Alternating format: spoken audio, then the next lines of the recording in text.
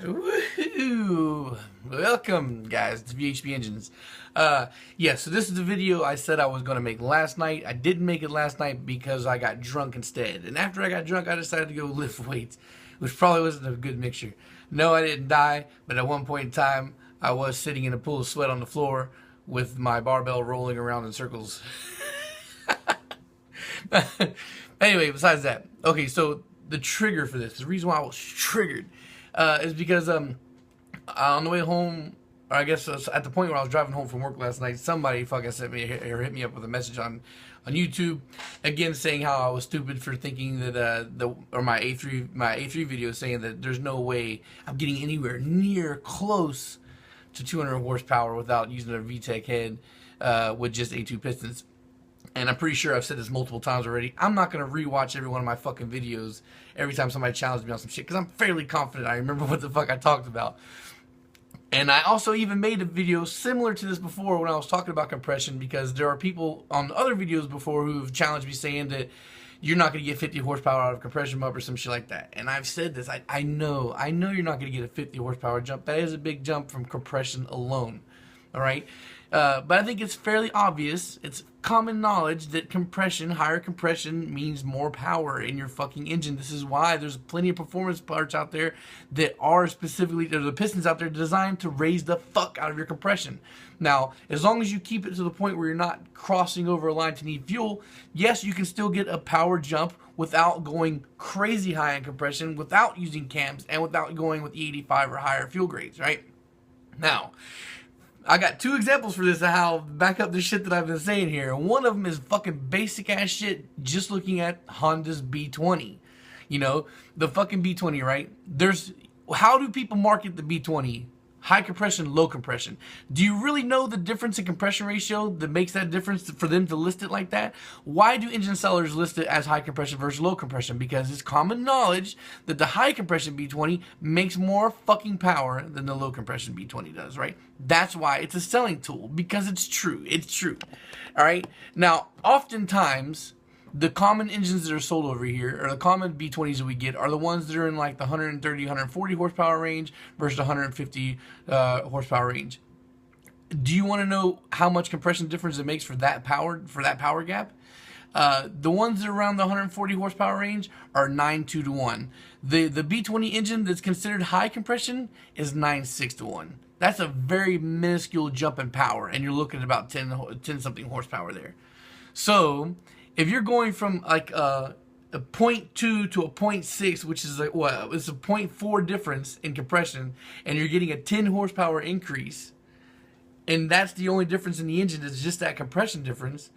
So what the fuck makes you think going from a 9.6 to 1 to 11 to 1 isn't gonna fucking jump you from what I was already saying? Now to go to the K20 example, I know that the K20 stock, that K20a3 dynos around 150 to 100 and to 100 150 to like 155, 156 horsepower, which is incredible because they're rated at 160 horsepower. So it already dynos stock as fuck without any modifications, very close to what Honda calls for. All right. Now, months and months ago, I was in talks with a homeboy in here named fucking Alberto Gonzalez. He's from like the New England area up there, if I remember correctly. Okay, Portland, Maine. So fucking as far as you can go to the north in the continental United States besides Alaska. All right. So he's up there. He sends me a fucking parts list. He's got a bone stock K20a3 that he threw bolt-ons at. Bolt-ons only. I've seen the dyno graphs. I've seen what the fuck he came from. And we don't even know like the reputation as tuner, how well he makes power, how frequent he makes good power on engines like this or whatnot. But just from this, he's got bolt-ons only, and he made 177 horsepower, 144 foot-pounds of torque. 177 wheel horsepower from fucking bolt-ons. That's even a tad bit higher than what I was remembering. I thought it was low to mid 170s. And that's, you're creeping out a little horsepower there, right? Now, 177 fucking wheel horsepower at 9.6 to 1 compression ratio. Bump that fucking compression ratio from 9.6 to 11.1 and tell me you don't see 200 flat at a minimum. With a 93 tune bolt-ons, you're making that's a 13 horsepower jump. with a fucking huge increase in compression, because that is a big increase in compression. And when I say, big, why I always say that's big, and people don't think, because everybody thinks high compression, they think 14-to-1. You can go from a 9 to an 11, and that's a huge bump. That's a huge bump. Just look at the stats of the B20 to understand the difference, that how little the compression has to move for you to make the extra power. It says if you go to if you look up the stats on the B20, you can see that the power ranges from as low as 126 horsepower, because you got to remember the first gen B20 was in that fucking Prelude at the beginning of the 1990s and shit like that. So the power wasn't there. I'll give you that. And nobody likes to fuck with that B20 anyway for that reason, right? It ranges from as low as 126 horsepower to upwards to 140 horsepower from 96 to 98 B20B through the B4, and those are the early B20s, and those are low compression. The compression ratios range from 8.8 to 1 to 9.2 to 1. So between from 8.8 to 1 to 9.2 to 1, those fucking compression ranges, which again isn't a huge jump, you're looking at between 126 horsepower and 140. That is a sizable increase in horsepower. When you're talking about naturally aspirated engines and you're talking about fucking a compression change only, that is a big fucking jump in power. So and then you look at the later B20s that come out. The high compression, which is the 941 and 961 engines, they range from 148 to 150 horsepower. So if you go all the way down to 881, and then you go to 961, which is not even one full bump, one full fucking number bracket you're changing there. You're looking at the low 126 to upwards of 150. All right, now that's 20. You're looking at fucking 24 horsepower difference. 24. All right, now at 177, he's only 13 horsepower away from fucking. Oh, hold on. Yeah, you're looking at fucking what, you're looking right about that range, about 20-some horsepower away from where you need to be. All right, so yeah, do I think that going from 9.6 to 1 with 11 to 1 compression ratio for the A2 pistons is enough to get it to 200? Yeah, I think so. And I think you can look at fucking common stock ass factors from fucking Honda themselves and their engines, and just using the B20 as an example to see how that fucking power works. How it's so easy to see what I'm seeing. But that's just why I posted on Facebook last night.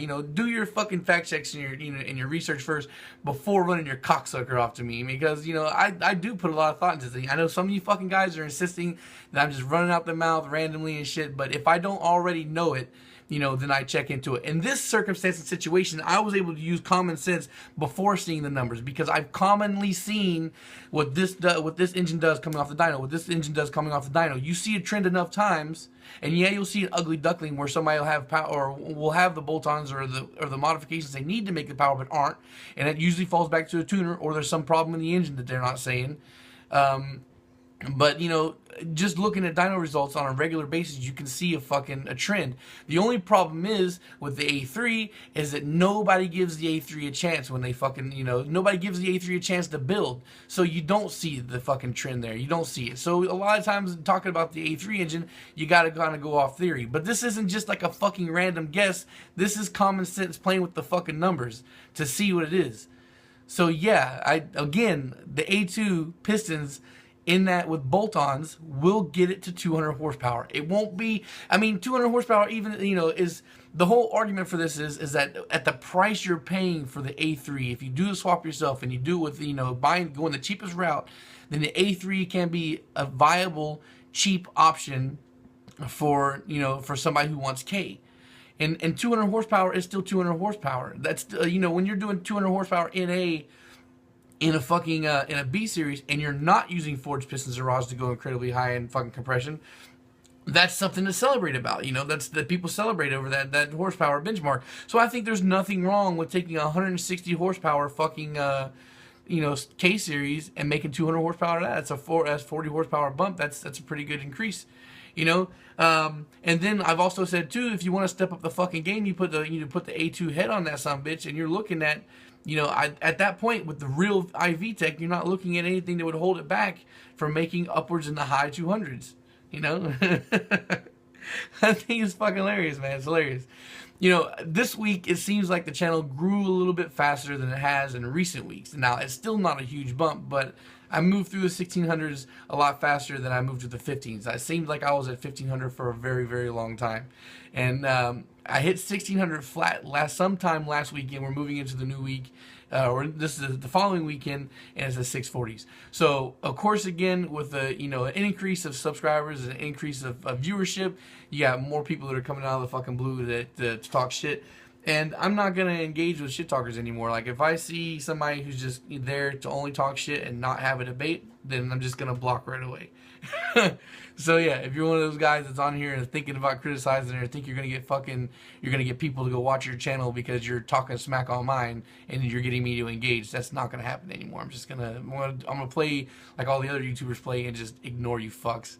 But anyway, yeah, I invite you seriously to go check out the B20B stats, or the B20. Just look at the B20 stats, look at the difference in compression ratios there, look at the horsepower, have the numbers in front of your face, stare at it, and then know what the fuck I just said about the K20. You know, I'm seeing what I'm seeing here, and it's easy to see. If you're still on the fence, still doubting because there's enough people out there saying, you know, no to this, no to this, no to this, you know. You just see, and I'm not saying everybody should go out there and build a K20a3. I just know that the K20a3 is so fucking cheap that it gets a lot of younger guys, you know, tempted to go out and buy it. And then, but there's so many people saying don't do it and all that shit. But it's something you can do. And again, I'm saying you can do this. You can do this. It's not that fucking, you know, that big a hype. And let's say even if you don't want to go buy an A2 head, which I would suggest if you really want to make good power. But this is the only reason why I never even really brung that up too much or pushed on it too hard, is because the whole point is a budget build and K20a3. I don't want you to say you get a K20a3 block and you have to get an A2 head when you can use the A3 head and still make power. But if you wanted to step up your game a little bit on the A3, you could get more aggressive cams for the A3. And that'll solve you needing to buy the head. But I think you might wind up paying out the same amount for getting aftermarket cams for an A3 versus, you know, what you would for an A2 head. And even Buddy, who sent me the details of his shit, he said he made 177 horsepower. The guy said if you got stage 2 cams, it may be looking at 225 or something like that. But anyway, that's it, I guess. That's pretty much all I want to talk about here, man. It's just it's really frustrating sometimes. And yeah, but anyway, again, do your own research, check. But fuck's sake, man, guys, if you're really gonna fucking come at me and challenge me for things you're gonna say, you know, at least put a little bit of thought into it over just trying to get some notoriety real quick off talking shit to me. Alright, guys, thanks for watching. I really hope this information clears up some shit and helps you guys out. And peace. See you guys next time.